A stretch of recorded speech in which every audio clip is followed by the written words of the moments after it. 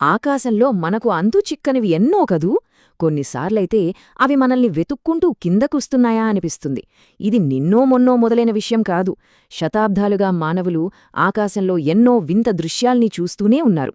So ఈరోజు మనం చరిత్రలో నిలిచిపోయిన కొన్ని అత్యంత ముఖ్యమైన అంతు చిక్కని యూఎఫ్ఓ ఘటనల గురించి తెలుసుకుందాం.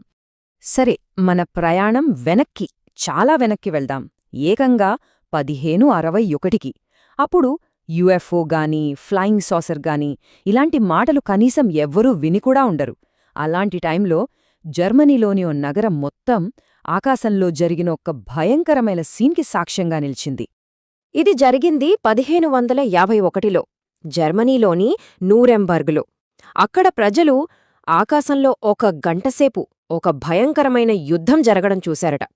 వాళ్లు చెప్పిందాన్ని బట్టి ఆకాశంలో గుండ్రటి వస్తువులు, స్తూపాలు ఒకదానితో ఒకటి భీకరంగా పోరాడుకున్నాయి. ఇక చివర్లో ఒక పెద్ద నల్లటి ఈటలాంటి ఆకారం కనిపించిందట. ఆ తర్వాత ఆ వస్తువులన్నీ మండిపోతూ భూమిమీద పడిపోయాయని రికార్డ్ చేశారు. అయితే అసలు ఆ రోజు ఏం జరిగింది? ఆకాశంలో నిజంగానే ఏదో యుద్ధం జరిగిందా? లేదంటే కొందరు నిపుణులు చెప్తున్నట్టు అది కేవలం సన్డాగ్ అని పిలిచే ఒక సహజమైన వాతావరణ దృగ్విషయమా? చూడండి, అప్పట్నుంచే మొదలైంది ఈ చర్చ. ఇది ఒక మిస్టరీనా, లేక దీనికి సైంటిఫిక్ కారణముందా అని. సరే, ఇప్పుడు కొన్ని శతాబ్దాలు ముందుకు వచ్చేద్దాం. రెండవ ప్రపంచ యుద్ధం ముగిసిన ఆ తరువాతి కాలానికి సరిగ్గా ఇక్కడే ఆకాశంలో వింత వస్తువులు కనిపించడం ఒక కొత్త ఊపునందుకుంది. చెప్పాలంటే ఆధునిక యుఎఫ్ఓ యుగం ఇక్కడే మొదలైంది. చూడండి, 1561 తర్వాత కొన్ని వందల ఏళ్లపాటు పెద్దగా రికార్డులేవీ లేవు. కాని 1940లలో అకస్మాత్తుగా ఆకాశంలో ఏదో మార్పొచ్చింది. యుఎఫ్ఓ సైటింగ్స్ ఒకదాని తర్వాత ఒకటి ఒక పేలుడులా బయటకొచ్చాయి. కేవలం కొన్ని సంవత్సరాల గ్యాప్లోనే జరిగిన ఈ ఘటనలు మనం ఈరోజు మాట్లాడుకునే యుఎఫ్ఓ మిస్టరీలకు ఒక బలమైన పునాది వేశాయి. 1942 లాస్ ఏంజలస్ పర్ల్ హార్బర్ మీద దాడి జరిగి కొన్ని నెలలే అయింది. నగరం మొత్తం జపాన్ ఎప్పుడు దాడి చేస్తుందో అన్న భయంతో వణికిపోతోంది. సరిగ్గా అలాంటి సమయంలో ఆకాశంలో గుర్తు తెలియని వస్తువులు కనిపించాయి. అంతే, సైన్యం వేలకొద్దీ యాంటీ ఎయిర్క్రాఫ్ట్ రౌండ్లు వాటిమీదికి ప్రయోగించింది. కాని ఒక్కటీ తగల్లేదు. ఆ రాత్రి తర్వాత ఆ వస్తువులు ఏమయ్యాయో ఇప్పటికీ ఎవరికీ తెలీదు. ఓకే, ఇప్పుడు మనం వినే ఫ్లయింగ్ సాసర్ అనే మాట ఎలా పుట్టిందో చూద్దాం. అది సరిగ్గా ఇక్కడే, జూన్ 24, 1947. కెనెత్ ఆర్నాల్డ్ అనే పైలట్ మౌంట్ రేనియర్ దగ్గర 9 వింత వస్తువుల్ని చూశాడు. వాటి వేగం గంటకు 1200 మైళ్లకు పైనే. ఆయన వాటి కదలికని ఎలా వర్ణించాడంటే, నీళ్లమీద ఒక పళ్లాన్ని విసిరితే ఎలా గెంతుతూ వెళ్తుందో అలా ఉన్నాయని.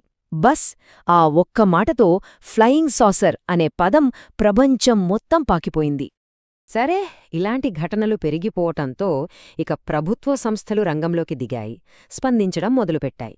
కాని తమాషా ఏంటంటే, వాళ్ళిచ్చిన వివరణలు జనంలో ఉన్న కన్ఫ్యూజన్ని తగ్గించడం పోయి మిస్టరీనింకా పెంచేశాయి. అదెలాగో చూద్దాం. రాస్వెల్, ఈ పేరు వింటే చాలు మనందరికీ గుర్తొచ్చేది ఏలియన్ స్పేస్ షిప్స్. కథ ఎలా మొదలైందంటే, స్వయంగా ఆర్మీనే ఒక సంచలన ప్రకటన చేసింది, మేమొక ఫ్లయింగ్ డిస్క్ని స్వాధీనం చేసుకున్నామని. కాని కేవలం 24 గంటల్లోనే మాట మార్చేశారు. అబే, అది ఫ్లయింగ్ డిస్క్ కాదండి, మామూలు వెదర్ బెలూన్ అని చెప్పారు. కాని అసలు నిజం బయటకు రావడానికి చాలా సంవత్సరాలు పట్టింది. అదొక టాప్ సీక్రెట్ ప్రాజెక్ట్, పేరు ప్రాజెక్ట్ మొగల్. సోవియట్ యూనియన్ అణుపరీక్షల మీద గూఢచర్యం చేయడానికి పంపిన బెలూన్ అది. సో ఈ కథ ఏలియన్లది కాదు, కోల్డ్ వార్ సీక్రెట్స్ది. ఇక 1952కు వద్దాం. ఈసారి ఈ వింత వస్తువులు ఎక్కడో కాదు, అమెరికాలోనే అత్యంత సెక్యూర్ ఎయిర్ స్పేస్లో కనిపించాయి. ఏకంగా దేశ రాజధాని వాషింగ్టన్ డీసీ మీదే చక్కర్లు కొట్టాయి. ఈ వాషింగ్టన్ ఘటనను అంత తేలిగ్గా తీసిపారేయలేం. ఎందుకంటే ఇక్కడ ఒకటి కాదు, 2 ఎయిర్పోర్టుల రాడార్ల మీద అవి కనిపించాయి. ఎయిర్లైన్ పైలట్లు తమ కళ్లతో చూశారు. అవి ఊరికే ఎగరలేదు, తెలివైన విన్యాసాలు చేశాయి.